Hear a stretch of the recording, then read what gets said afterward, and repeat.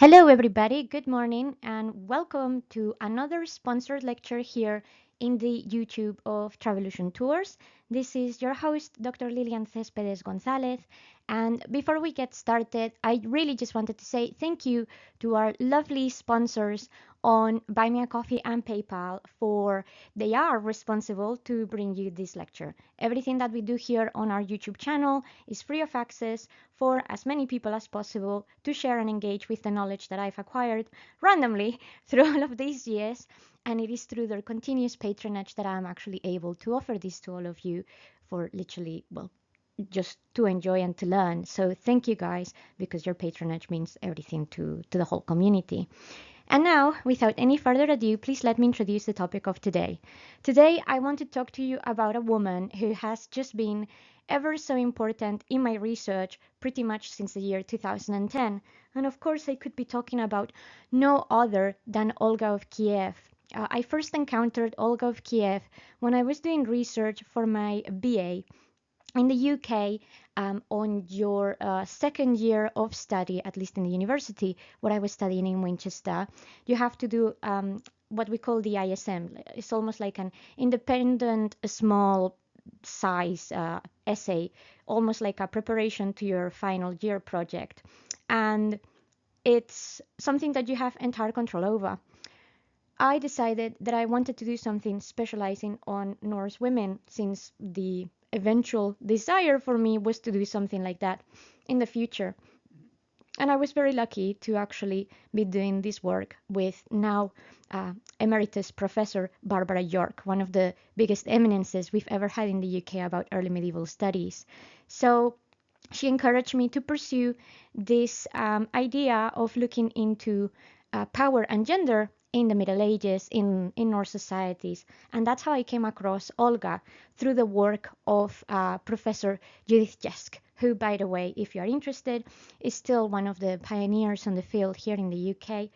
As much as I don't necessarily agree with all of the methodologies that Professor Jesk has put forward, she is still iconic and really an important point of reference. So, as you see, it has been the work of two women who inspired me to meet this other amazing woman that we're going to be talking about today. Because as you're going to find out, Olga of Kiev is a character we don't actually know a lot about, particularly from the point of view of Western literature and academia, but she was incredibly fundamental to developing a very important state in the Middle Ages. And as things normally turn to go in this day and age, the developments that Olga actually created for her country have now had some consequences that unfortunately the world is dealing with. But I'll rather not get ahead of myself, and let's get started with the actual presentation. Right. So, as you guys know, I always say before we understand people, we need to understand their context. And we cannot understand Olga without understanding the formation of the Kievan Rus.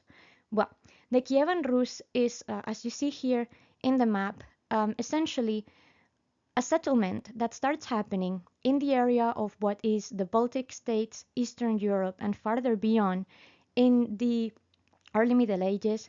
Roughly, the trade in this area starts, we reckon, at the beginning of the 9th century, perhaps a little bit earlier than that. And it's carried out by the Swedes, that in many sources are actually known as the Varangians. We have some issues here with terminology because, for good or bad, in this part of the world, we actually have a lot of different people recording these sources. Byzantium is going to be very important in this whole story, as you're about to find out. So the Byzantine chroniclers give us a lot of information about the formation of the Rus.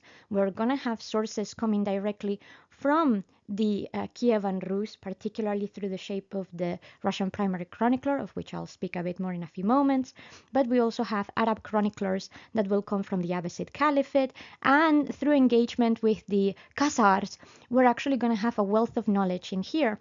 But that means that often every single different faction is going to refer to our dear Swedes in different ways. So Varangian is the commonly associated word here, just because of the influence of Byzantium, in case that you're wondering where that comes from. Well, What you see here, first of all, in the map, it's an important depiction of the trade routes that the Swedes in the Rus, and as we will refer from now on, the Rus, will develop. There are two main lines which are crucial to the development of these states.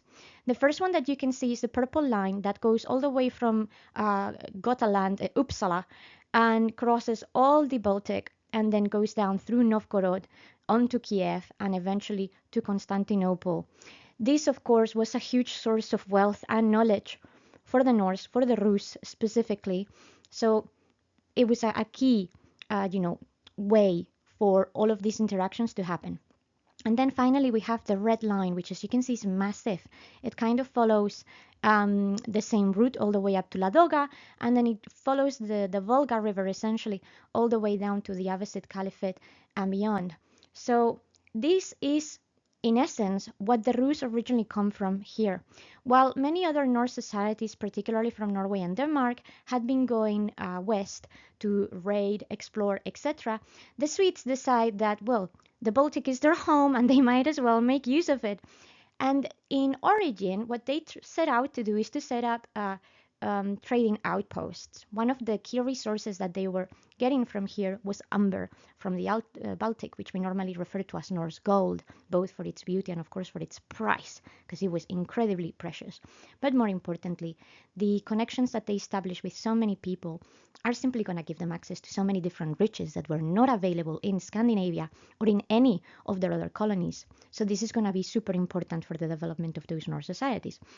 But originally, this all starts out as a set of literally encampments for the sake of trading purposes.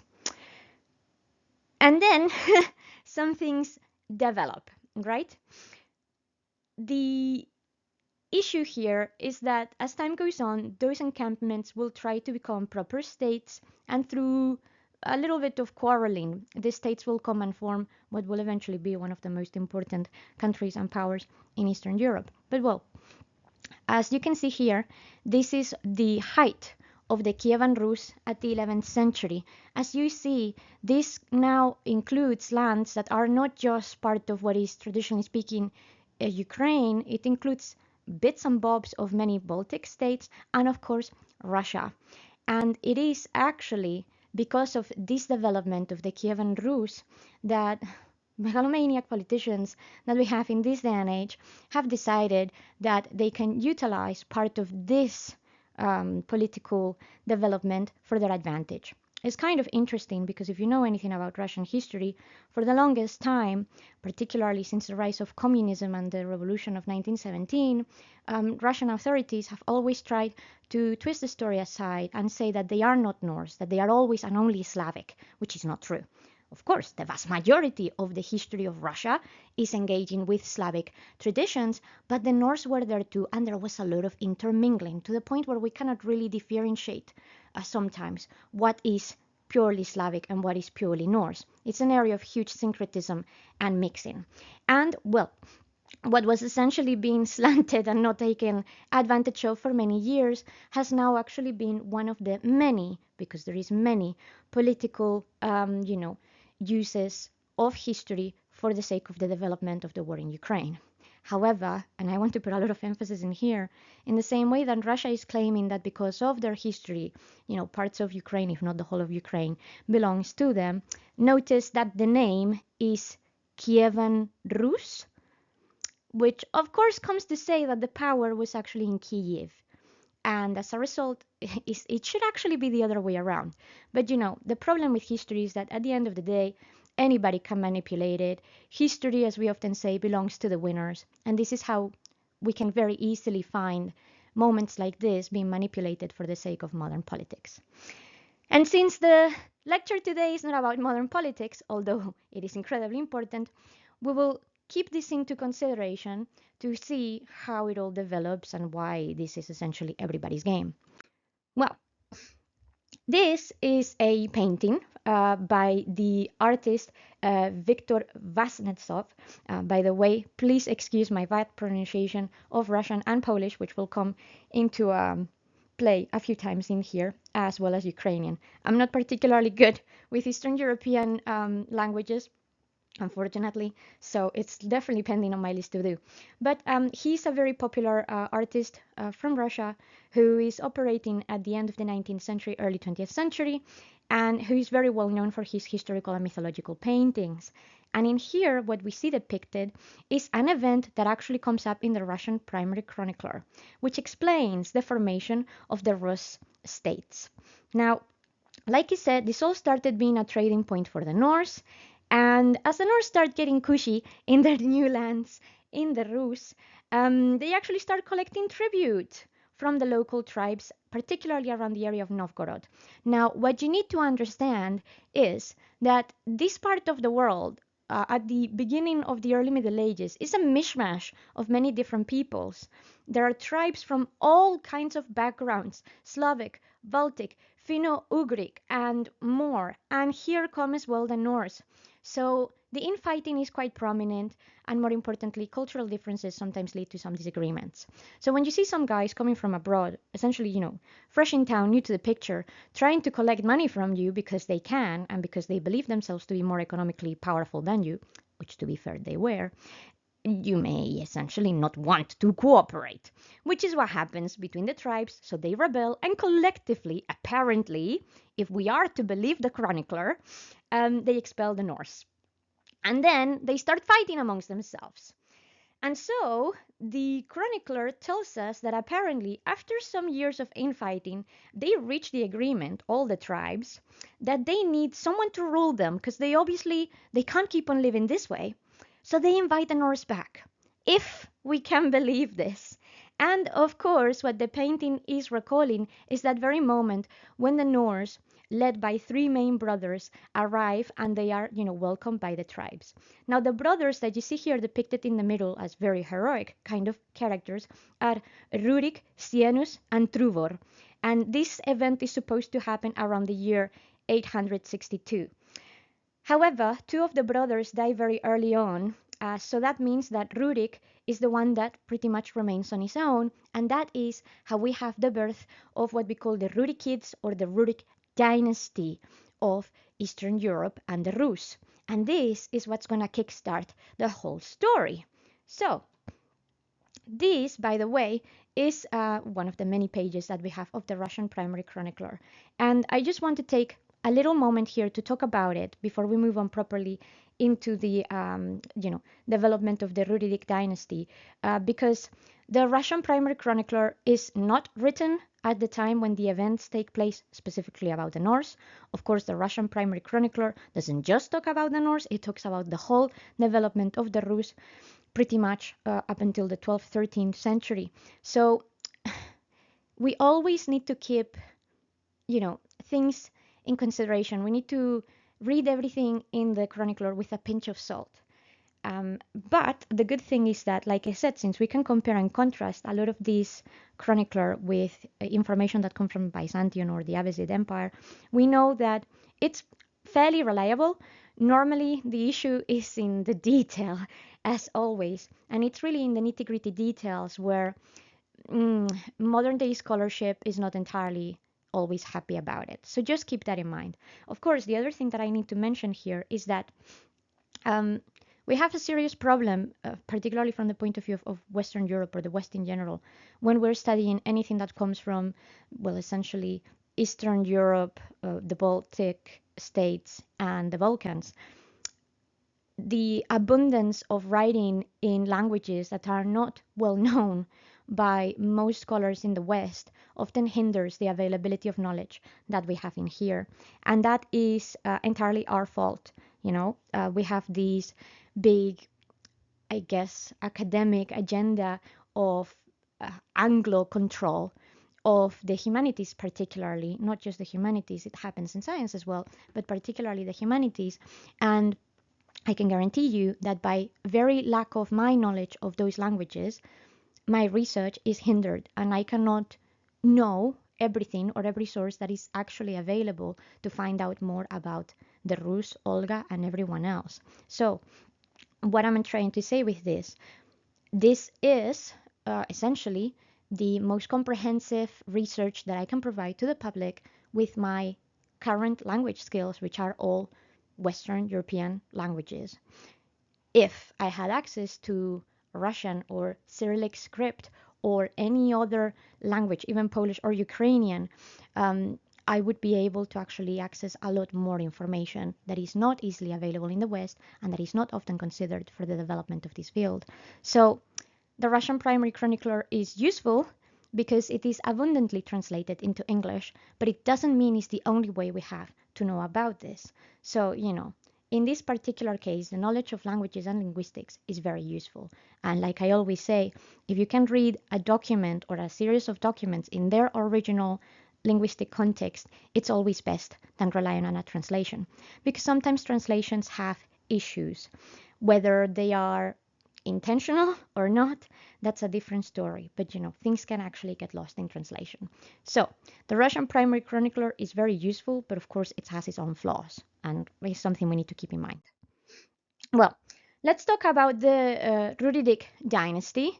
So this is a very basic, it's not the full thing because it kind of goes on and on and on, but I just wanted to sort of show you how this descends from Rurik into the main players for our story, which are going to be his son and grandchildren. So it is kind of difficult, again, for us to fully understand how all of this happens.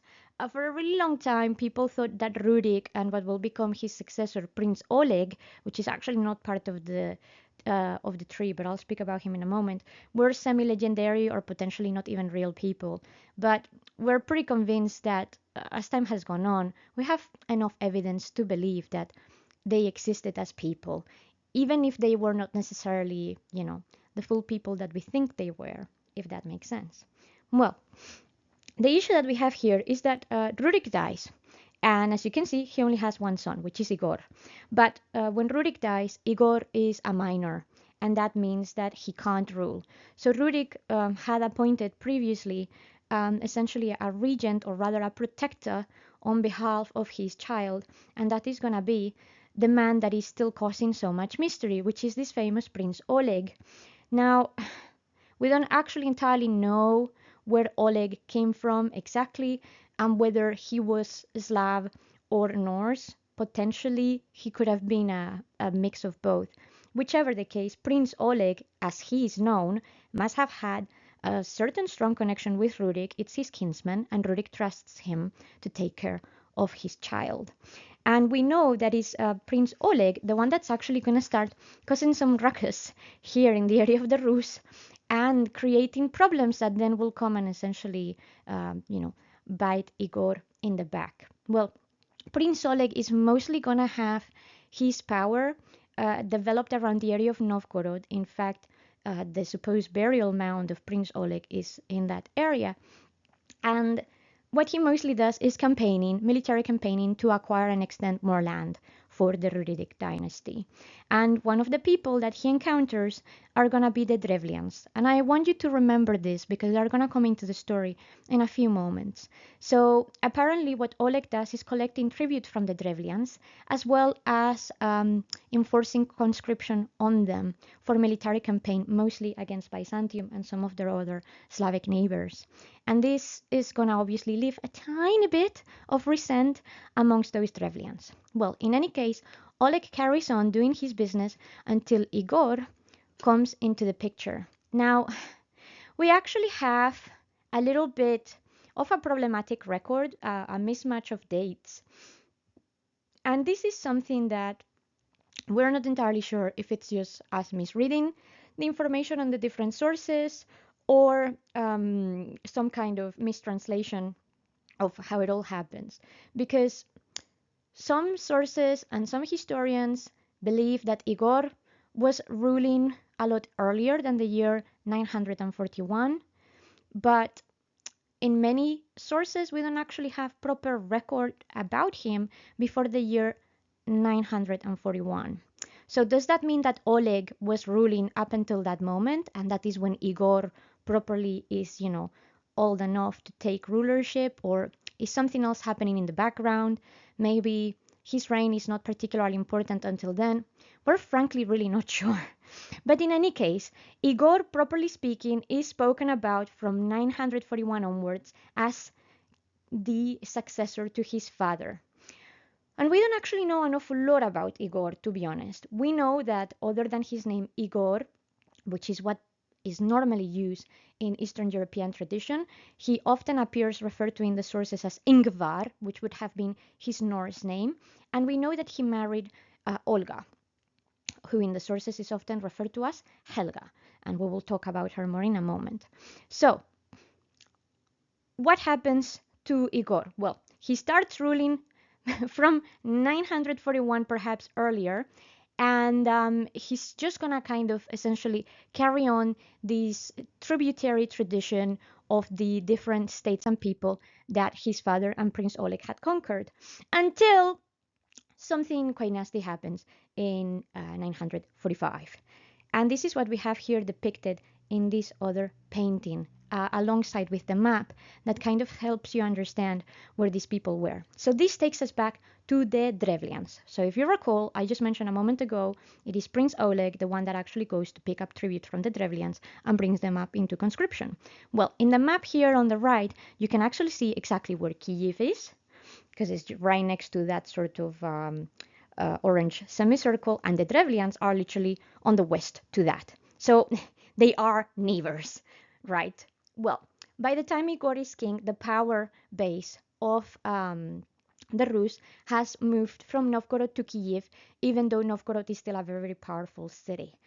Well, it seems that in 945, and this is what the painting represents, Igor goes to collect tribute from the Drevlians. And that is what you see here. Tribute is not just money, particularly in these early medieval societies. It means all sorts of things. It means food, pelts for the winter, grain, animals for riding or for farming. It can mean many things, right? Well, what the painting doesn't show is actually what changes the whole story, which is the fact that the Drevlians actually decide that they cannot care less about what Igor wants, and they just brutally murder him. Period. And you'll think, whoa, that seems a little bit extreme, right? If they had been collecting tribute all this while, why now? And that is kind of what we're trying to figure out, but we frankly can't really know. So we have some speculations. And I'm honest, this is not something that we know as concrete. This is something that we think may have happened. So it could be that since Igor had seemingly only been in power for a short little while, they decide, all that resentment that we had towards Prince Oleg, we're gonna take advantage of this new dude and essentially just, unleash it upon him. Could be. Or what seems to be a potential theory that some scholars have actually brought forward is that the Drevlians don't rebel and kill Igor because he collects tribute, because they had been doing so all this while. But it seems that he potentially collected tribute twice in a row during winter, which is nasty. I mean, even if he wouldn't have done it twice in a row in the same season, it would have been bad enough, particularly if one of those tributes is in winter. Consider that this is the moment of scarcity of resources. So you don't want to be put in that situation where your community is, pushed to the extreme. That would have, not just the Drevlians, but to anybody, it would have pushed them to a rebellion and to do something tragic, like killing the man. That would make a lot more sense, and from my perspective, I think that's most likely what happened. The Drevlians are pushed, and this leads to this very nasty disagreement. Why would Igor collect tribute twice from the Drevlians and not other tribes? We're not entirely sure. So could it be that he did the same everywhere, but the Drevlians particularly suffer? Who knows? It's a difficult situation for us to understand. But what there is no doubt about is that they rebel and they kill Igor, and then that's it. That's the end of that story. And the Drevlians legitimately thought that's the end of that. And little did they know, the worst was yet to come, because here came Olga. So this painting, by the way, is a modern day painting that essentially represents how Olga goes to mourn her husband. But let me tell you about the woman and legend herself. In reality, we don't actually know all that much about Olga, at least, from the general sense of being. And that is because she was a woman. And, most women in not just the early Middle Ages, but throughout the majority of the Middle Ages and in general throughout history, don't normally get spoken about much unless they've done something remarkable. And throughout this time, Olga hadn't done something remarkable other than given birth to a child. Well, what we do know is that she was Norse, probably first generation Norse born in the Rus under the name Helga. And I'm sure you can see from a linguistic perspective how Helga transforms into Olga very quickly. We believe that she was born in what is modern day Pleskov, and we know this from the Russian primary chronicler, so about 20 kilometers away from the modern border with Estonia. And she married very young to Igor, and she had a son who is Sviatoslav. And that's kind of all we know about Olga this while. Everything else that we're going to know about the woman is always in relationship to her baby, who, of course, here, as you see, is Sviatoslav no longer as a baby, but rather as a very important military ruler that he will become of the Rus later on. But everything that revolves around this woman's life is entirely going to depend on Sviatoslav. Why? Well, Olga finds herself in this tricky situation. She has, like Igor before, a minor child that cannot rule effectively. But Igor was protected by Prince Oleg, a military martial man. Sviatoslav does not have that. He only has his mother.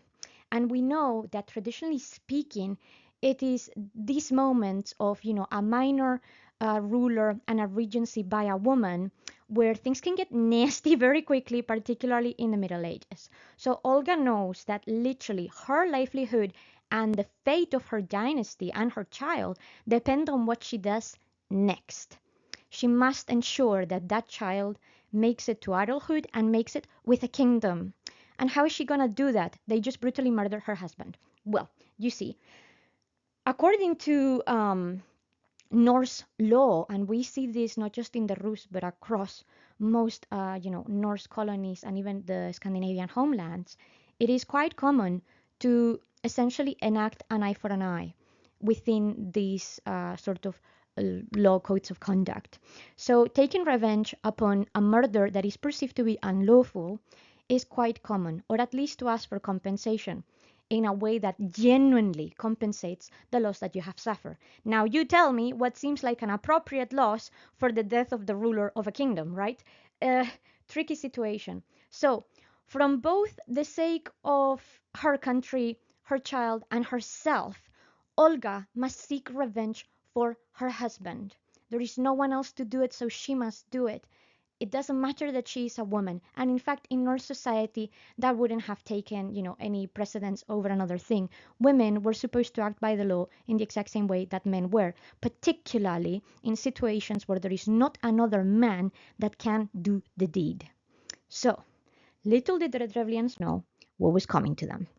Now, these are a couple of scenes from the Radziwill Chronicler, and well, I guess you may be able to guess what happened next, but I'm gonna drive you through the story just so we can all be on the same page, right? So, the chronicler sort of leads us to believe that eventually the Drevlians send a messenger to Olga, or a delegation, and this is where we can have some, debate as to how many people actually come to tell Olga that her husband is dead, that they've killed him, and not just that they've killed him, that essentially you can go packing and not come here anymore, woman. That's I'm not quoting, of course, this is ad lib, but that's generally the general atmosphere. We've taken care of things, and now leave us alone. Well, Olga, of course, like a good queen and like a good host, invites the delegation or messenger into a banquet. This is all at the end of the day diplomacy. Remember this, even though the woman may have been afflicted, there are still rules to follow and certain decorum. They have, or we believe they would have had some kind of reception, perhaps a meal. And in Eastern Europe at this moment in time is quite common to also invite your host, or in any kind of sort of festivity, to a sauna, which is the building that you see here in front of Olga on the picture on the left. Now, as you see, and as I'm sure you know, saunas get really hot. And you would thinking maybe, oh, that's the reason why there are so many flames around it. It's really warm. Yeah, I mean, quite literally, because apparently, as soon as the Drevlian delegation get in there, Olga turns around and tells to her, entourage, look them up and set them on fire. literally. So, with this little, I guess, diplomatic miscommunication happening, Olga decides to take advantage of this issue of killing essentially the messengers quite abruptly to enable her revenge further. Under the basis that, of course, news wouldn't have traveled faster than her, she decides to go to the city of the Drevlians to mourn her husband, properly speaking, without them knowing that she has essentially just killed the entire delegation. So apparently what happens is that she arrives and everything is done again with proper decorum because they know that the afterlife and mourning the dead is an important part of society. It doesn't matter if it's been done through a brutal murder or whatever. Olga is allowed to enter with her entourage and mourn her husband. And apparently there is a big sort of festivity because in the Norse world and even in Slavic societies, the dead are honored over essentially days and days of partying and getting very drunk and drinking a lot of food. And well, it seems that she pretty much takes on her role of being a grieving widow very seriously. Like the woman was like wailing and sincerely suffering the loss of her husband. No one suspects a thing. And then, of course, after all that drinking and eating, night falls. Everybody's essentially shattered. And that is the moment when apparently Olga stops crying and takes her men to pick up arms and kill them all.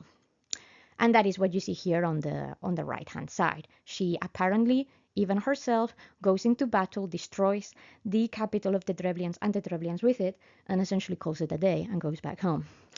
And that is Olga in a nutshell. Now, we have, of course, some reservations, and there have been some reservations overall through how much of that is true. Because, for a really long time, people were seriously apprehensive about the fact that a woman would actually fight, which, as we know through many different evidence in Norse society, at least within Norse and probably even some Slavic societies, women fighting was, I'm not going to say every single girl out there would have had a sword and would have known how to use it, but it wouldn't have been uncommon, particularly for women who are relatively young, potentially in their physical prime, and that are descendants of particular lineages. I think it's quite reasonable to believe that a woman in the circumstances of Olga, even if whether she would have actually been trained with a sword or not, full of rage and potentially quite a lot of, um, not very nice feelings inside, would have wanted to stab somebody. So she charges into battle, she leads the forces, this is what happens, and then Olga will continue reigning, moving on. The other thing that we often sort of debate is the extent of this massacre. The Russian primary chronicler most certainly leads us to believe that she destroys everyone and everything with fire and blade. But how much of that is embellished for the sake of, promoting a certain type of agenda? We need to keep, again, a pinch of salt. There is a theory that suggests maybe she didn't go through all of those, extents. That perhaps what she does is indeed kill the one messenger or perhaps couple of messengers that come by the Drevlians as payment for her husband's death and imposes a very heavy duty on the Drevlians moving on, which may have, involved some kind of misery or hardship into the city. Which one of those two is true? Well, maybe the answer is somewhere in the middle, but it wouldn't be uncommon for a woman to do this. We have other Norse sources, and I will be referring here to a saga and a myth. So we know of Hervor from Hervora saga. Well, actually, the name of the saga is much larger than that, but we will just keep it to it. Who essentially is the shield maiden who must avenge her father, and she actually takes upon arms and armor to do so. And she goes fighting, and she becomes a fighter and a known raider for quite some time until she eventually finds a husband, settles down, and has some kids. So we know that this happened. And another example of this that we find in terms of, somebody being killed, a male member of the family being killed and seeking revenge in the same way, is something that we see in Norse mythology through the figure of Skadi. Skadi, and the story of Skadi is actually quite tragic.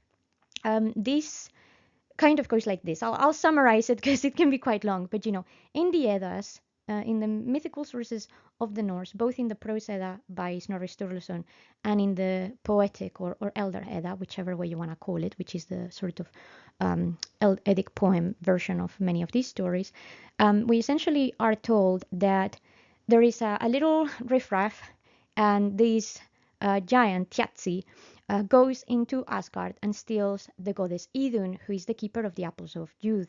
And without those apples of youth, essentially all of the gods in Asgard essentially become, well, decrepit, corpses pretty much.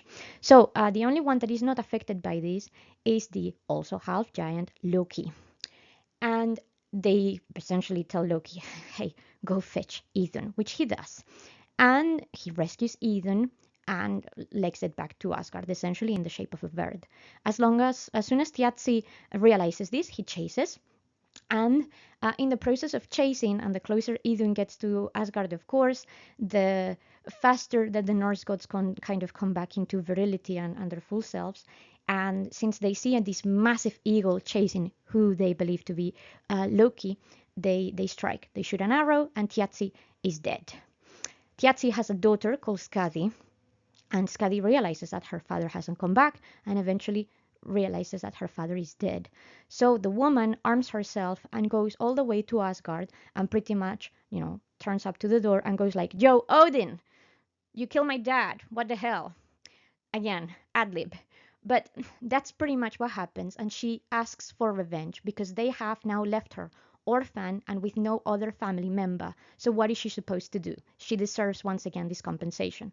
But the gods trick her, and instead of getting her to essentially kill somebody else, they offer her marriage, and well, she will eventually get married to, people, well, in fact, to Njord in this context, and brought into Asgardian society this way. But we know that this is a common thing that happens, and it's not just a literary resource to sort of portray the idea of this badass Norse woman. It seems to be a legitimate thing that it's even accounted for in the law codes. So I don't think it is that outrageous to think that after everything that has happened, Olga would have done this. Because if you think about it, she also needs to make a very strong image for herself. If she goes herself and kills some people and set things right on behalf of her son, who's gonna try and dare her? The nobles, potential rivals will know, okay, maybe she's not a meek creature. Maybe we cannot mess around with her. I think that probably is a lot more believable than her just sending a few people to deal with her dirty business. Even if it's just from the point of view of PR. But in any case, now that you have all the details, you can make up your mind. Now, the thing is, we know Olga will carry on ruling for a few years as regent of Sviatoslav, and she's actually pretty good at the job, by the way.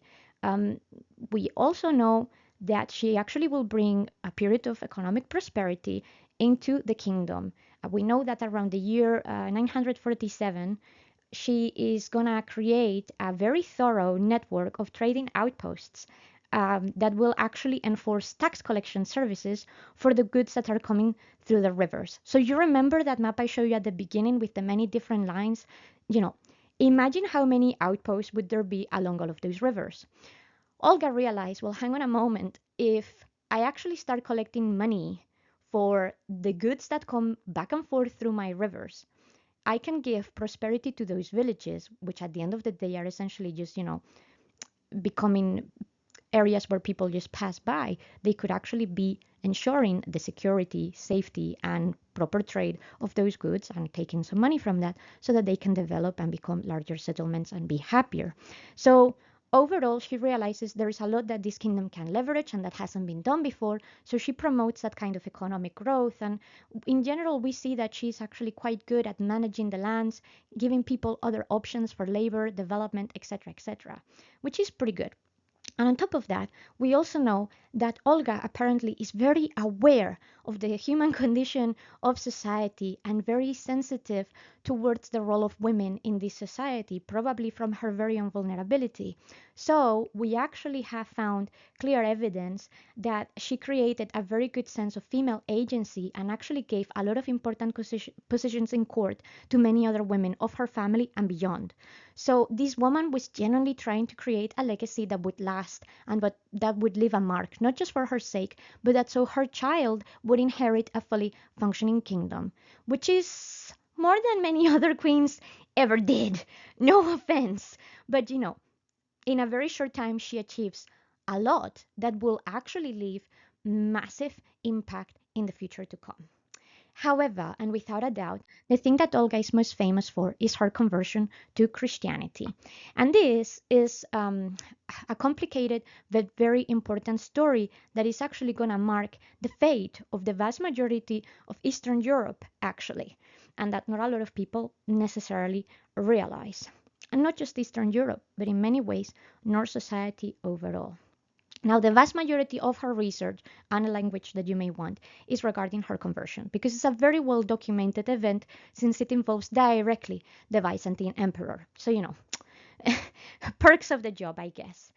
Now, we know that Olga is going to be the first woman of the Rus and in general of her dynasty to properly convert to Christianity. So, this is a very big move for her.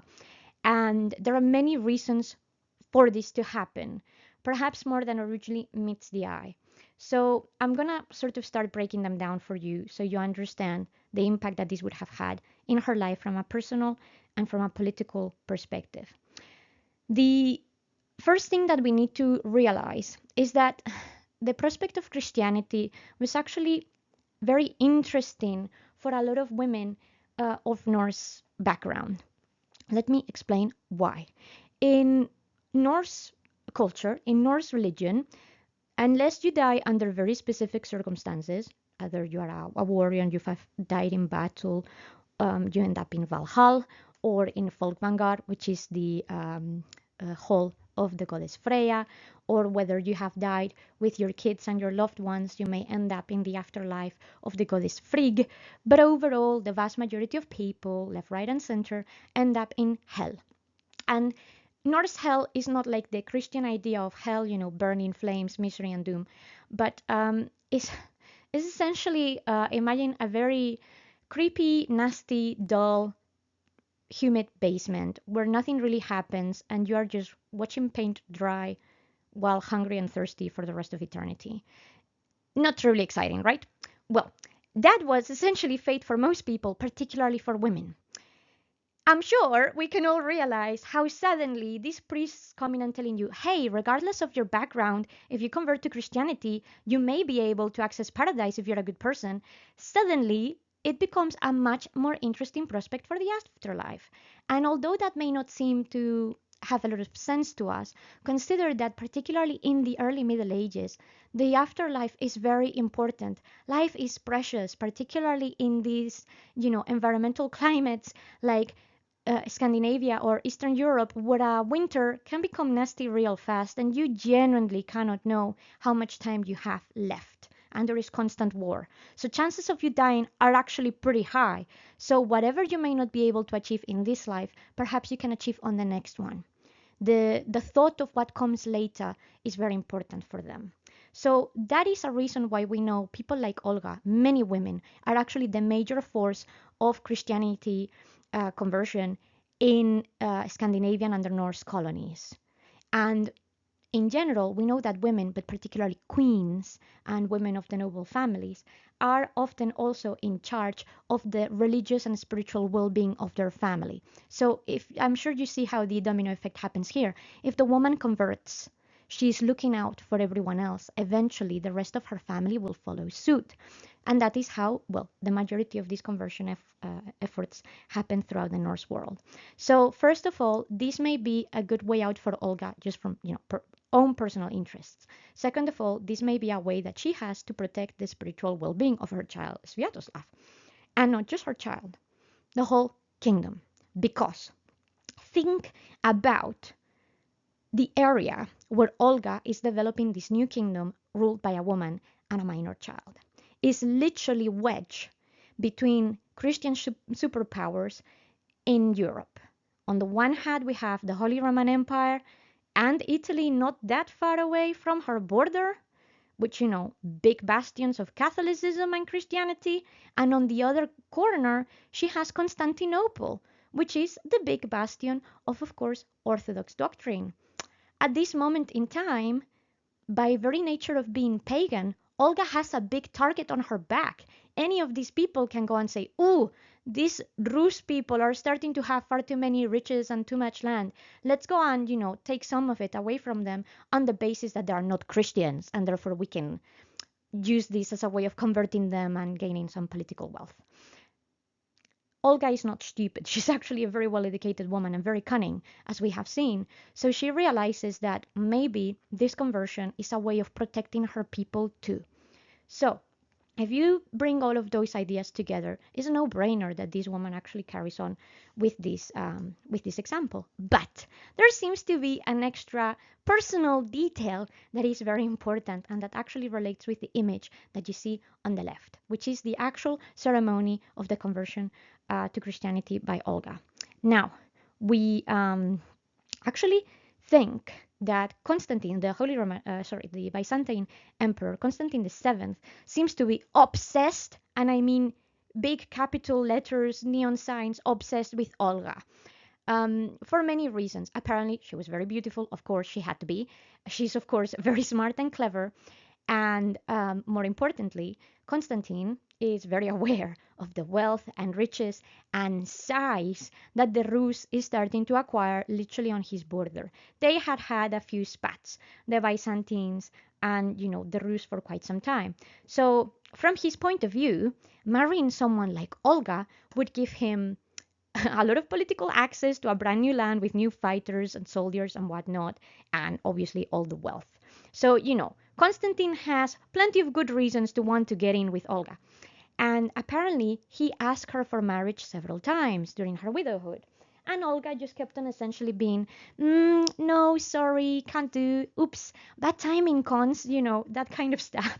Really tries to put him off until eventually she realizes that she's kind of running out of time. Now, you'll probably think, well, why wouldn't Olga want to marry Constantine, right? She was young, so most people would actually expect her to remarry. This is the thing. But keep this in mind. Olga only has one son, which is the only living descendant of the Rurik Dynasty. If she marries anyone else, that Rurik lineage is lost. Sure, in the case of Byzantium, you could think, oh, but the possibilities of inheritance. What possibilities of inheritance? The line of inheritance in, Constantinople would not come through Olga. It would come through Constantine, and Constantine would have had access to other kids that could rule instead of Sviatoslav.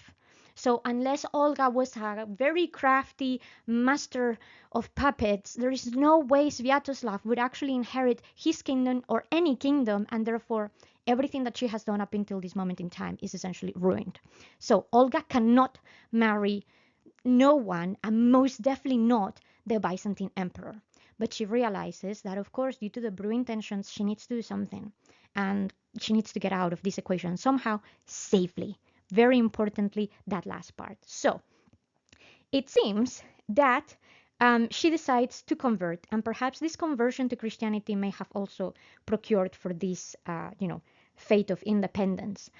We know from the Russian primary chronicler that despite, she could have converted one way or another to the different branches of Christianity, she decides to go with Byzantine Orthodox tradition. She actually takes the Christian name of Elena, and through the ceremony in which she converts, she goes over to Constantinople for this, and Constantine takes part in this ceremony with the patriarch and everything else. And I will not bore you with the exact details because they are quite messy. But in any case, throughout this liturgical process, the language and the imagery that is used essentially makes it sound or look that since Constantine has taken place in this ceremonial performance, the message is sort of left behind that in some way he is like the, I guess, spiritual father of Olga, or at least there is this kind of paternal or very close family relationship that, of course, gives her a perfect way out for that marriage. And it seems that almost after the ceremony is over, Olga sort of turns around and goes to Constantine and says, thank you very much for this whole event. By the way, since you have taken part in this and we are now related in the eyes of God, I'm obviously gonna have to turn down your offers of marriage because it would be improper and unchristian of me. And of course, this is the moment in time when Constantine essentially realizes he's been played, and the woman knew exactly what she did, but now through her most pious, appearance, she pretty much smiles, nods, waves, and gets back home to where, unfortunately, this whole idea of Christianity is not necessarily going to take root very well. Now, this is a tricky situation, you see, because Olga is gonna fight really hard to actually try and promote Christianity throughout. It's not just enough that the ruler of the country transforms to a new religion. Everyone else has to follow suit, and that doesn't necessarily happen. She will actually get into some trouble, and we don't fully understand why. Even though she has this very strong relationship with the with the Byzantine Empire, it seems that Constantine was supposed to be sending her some members of the clergy to, help convert, but that doesn't necessarily happen because there are some issues in Byzantium he needs to take care of. So then Olga turns to the Holy Roman Empire to ask for some missions, but the missionary work fails quite dramatically, and she seems quite afflicted by this. And in fact, unfortunately, when she dies in 969, she is the only person in the country that was officially Christian. Her son Sviatoslav, for good or bad, he's gonna be very, very much holding up to his Norse traditions, to his Norse paganism, and he's very fierce about it. And as a result, it doesn't really seem to go anywhere. Olga dies a Christian. She asks to be buried a Christian, and it's quite surprising because we could have thought that Sviatoslav would think this is nonsense, whatever, but he actually honors his mother every wish. And that is how, as time has gone on, Olga actually becomes a saint. And that's why so many people know her, particularly in Eastern Europe, as Saint Olga, right? In case that you're interested, her festivity is actually on the 11th of July, and she is, funnily enough, the patron saint of widows and converts, which kind of makes sense if you think what I've just told you about. Now, the process of sainthood for Olga is going to be a little bit roundabout. So she's not actually made into a saint properly until the 16th century, first as part of the Russian Orthodox Church, and then shortly after she's also adopted as a saint in the Roman Catholic Church, which is quite rare. Not every single saint that is part of the Orthodox Church is also of Roman Catholic societies. So that just goes to show how impactful this woman was from the point of view of not just religious conversion and everything else, but overall the impact, the legacy that she leaves in Europe is quite remarkable. Now, the image that you just have here in the middle is one of the icons that have been, done on her behalf through, years later. And icons of Olga become very popular because many of the later Tsar's wives, mostly in more recent history, essentially used to manipulate Olga's story and her iconography for their own gain. And that's also one of the reasons why there are many, many churches dedicated to Olga. If a Tsar's wife could potentially, equate themselves to Olga, whether from a pious perspective or from a lineage perspective, in whichever sense, then obviously their PR was also going to go up. And that is kind of how her legacy is manipulated, once again, for everyone else's gain. And you'll be thinking, well, okay, never mind this lovely story for nothing, Lily. Well, hang on a moment, because the story hasn't quite finished yet. Now, this is the quite amazing and beautiful church, the Ukrainian church in Chicago of Saints Volodymyr and Olga. And you can see here in the front the beautiful depiction of these two saints. And you're probably wondering, who is Volodymyr? Well, let me tell you. If you may recall that family tree a little bit earlier into, how the Rurik Dynasty develops, you may have seen the name Vladimir, who is essentially Volodymyr in there. Well, Vladimir is the grandson of Olga, and essentially it's gonna be thanks to him that Olga's dream will succeed. because although Sviatoslav was very, fiercely pagan and Norse, Vladimir was actually mostly brought up by his grandmother. And as a result, he inherited a lot of her wisdom and seemingly a religious denomination from her. We reckon that Vladimir saw also what Olga had noticed before, the vulnerability of the Rus in comparison to other countries, but not just that, the diplomatic advantage that he would have as a Christian ruler. And not just the diplomatic advantage, the potential, good things that could come out of it for the whole country against the very fiercely Norse military quarrels that Sviatoslav had been very good at, but didn't necessarily help, getting the heat off the table for Ukraine. And that is not to say that Vladimir was not a military leader. He was, but his demeanor and his character is very different from that of Sviatoslav.